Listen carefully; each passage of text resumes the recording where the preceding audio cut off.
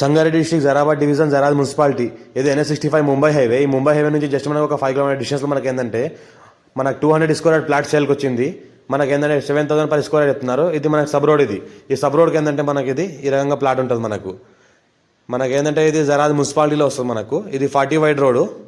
మనకు ఏదైతే కనిపిస్తుందో ఇది 40 వైడ్ రోడ్డు, ఇది 40 వైడ్ రోడ్డు. మనకి ఏంటంటే ప్లాట్కి 2 దిక్కులో మనకి రోడే ఉంటుంది. ఈ రకంగా రోడ్ ఉంటుంది. మనకి DTCP లేఅవుట్ వెంచర్ ఉంది. ఇది మనకి ఏంటంటే గ్రామ పంచాయతీలో వెళ్తుంటే ఈ రోడ్కి ఉంటుంది. ఇది ఒక సైడ్ ఏంటంటే CC రోడ్ ఉంటుంది, ఇంకో సైడ్ ఏంటంటే 40 వైడ్ రోడ్ ఉంటుంది.